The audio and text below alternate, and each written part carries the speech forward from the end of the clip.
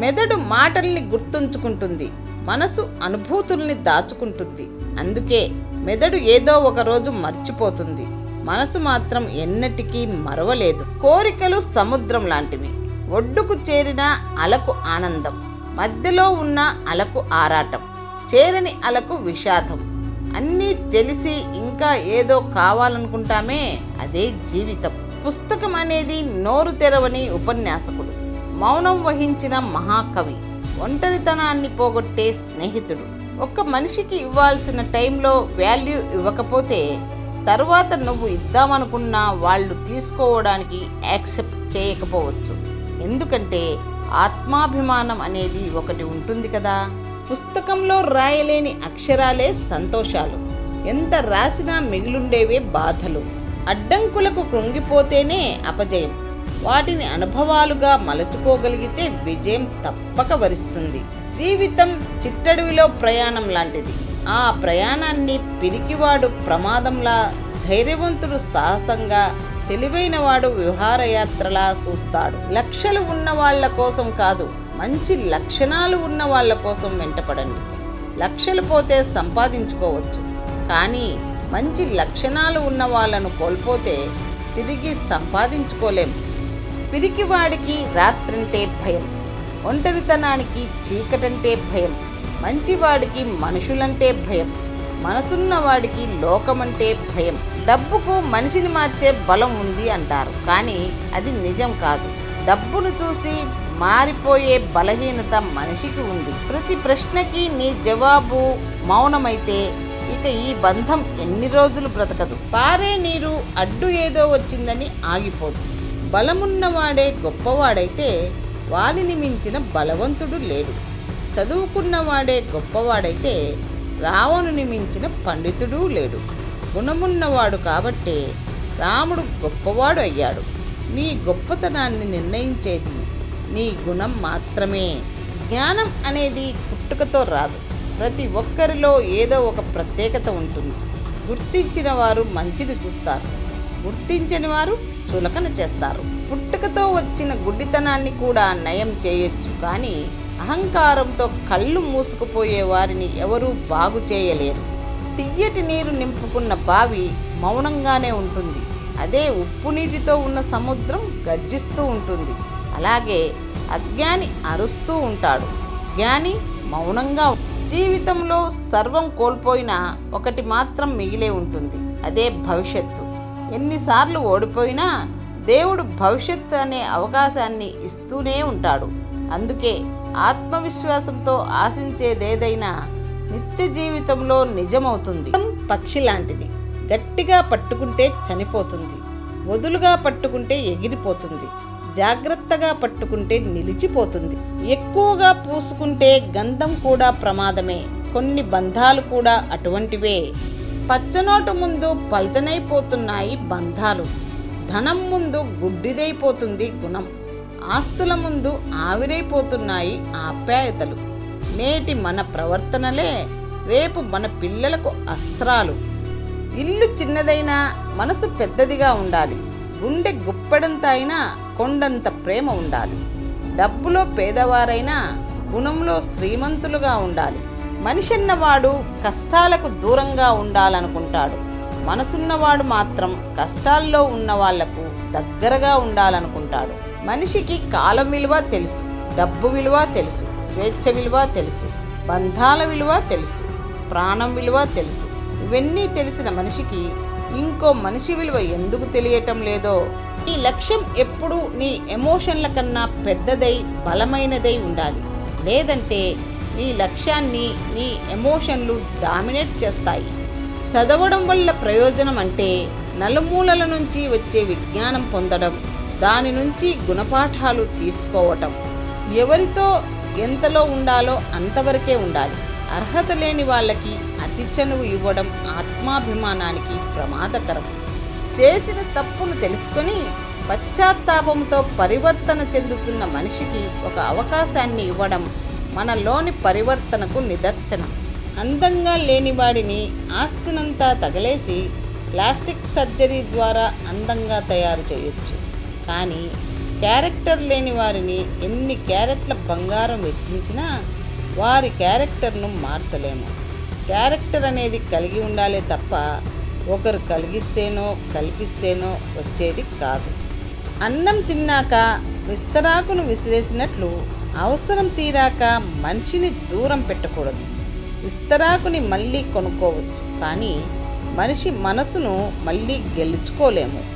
సమయం వచ్చినప్పుడు ఆకాశం 7 రంగుల హరివిల్లును చూపిస్తుంది, కానీ మనిషి తన అవసరాలను బట్టి ఒక్కో చోట ఒక్కొక్క రంగు చూపిస్తాడు.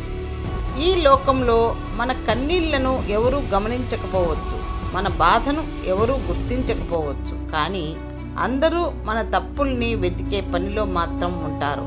మనిషికి ప్రశాంతతనిచ్చేది ప్రకృతే కావచ్చు, కానీ మనసుకు ప్రశాంతతను ఇచ్చేది మాత్రం మన మనసుకి నచ్చిన వారు మాత్రమే. గెలుపుదేముంది? మహా అయితే ప్రపంచానికి నిన్ను పరిచయం చేస్తుంది. ఒక్కసారి ఓడిపోయి చూడు, ఈ ప్రపంచం అంటే ఏమిటో నీకు పరిచయం అవుతుంది. మనిషి నచ్చితే ఏ పని చేసినా నచ్చుతుంది. ఇష్టం లేని వ్యక్తి చేసే పని ఎంత మంచిదైనా అయిష్టంగానే ఉంటుంది. మనిషి ఇష్టాలే తన వ్యక్తిత్వాన్ని నిర్ణయిస్తాయి. కళ్ళు ఎందరినైనా చూస్తాయి, కానీ మనసు మాత్రం ఒక్కరిని చూస్తుంది. కష్టాలు పెట్టిన వాళ్ళు, కష్టాలు పడ్డవాళ్ళు, మంచివాళ్ళు, చెడ్డవాళ్ళు, దేవుణ్ణి నమ్మిన వాళ్ళు, నమ్మని వాళ్ళు ఎవ్వరూ కర్మ నుండి తప్పించుకోలేరు.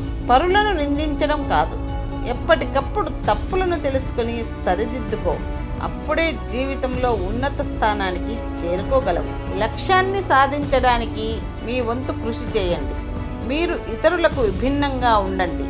మీరు విజయం సాధించడానికి మీ హక్కులను తెలుసుకోండి. ప్రపంచంలో ఎన్నో రకాల జబ్బులు ఉన్నాయి, కానీ అన్నింటికన్నా డేంజరస్ జబ్బు డిప్రెషన్. దీన్ని ఎట్టి పరిస్థితుల్లోనూ మీ దరి చేరనివ్వకండి. వీళ్ళను వాళ్ళు, వాళ్ళను వీళ్ళు పోల్చుకొని అనుకరిస్తూ ఉంటారు. నిజాయితీని అనుకరిస్తే జీవితాలు అద్భుతంగా మారుతాయి. ఒక దారి మోసుకుపోతే తప్పకుండా మరో దారి తెరిచి ఉంటుంది. దాన్ని గుర్తించడమే విజయానికి మార్గం. ఎదుటివారితో పోటీతత్వం ఉండాలి, కానీ ఎదుటివారిని నాశనం చేసే మనస్తత్వం ఉండకూడదు. ఎందుకంటే అది ఎదుటివారికే కాదు, నీకు కూడా చాలా ప్రమాదకరం.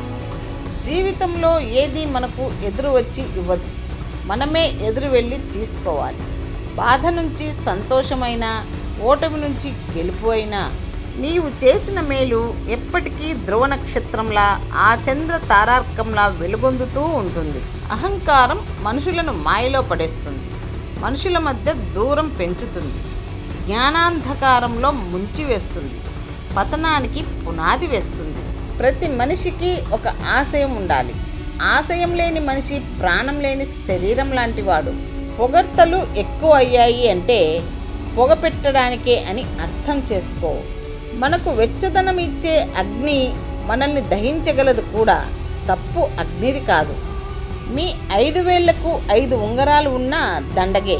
నీకు 5 రూపాయలు కూడా దానం చేసే గుణం లేనప్పుడు విషాన్ని ఎన్నిసార్లు వడబోసినా అమృతం అవ్వదు. అలాగే మనల్ని అర్థం చేసుకోలేని వాళ్ళకి మన గురించి ఎంత చెప్పినా వ్యర్థమే.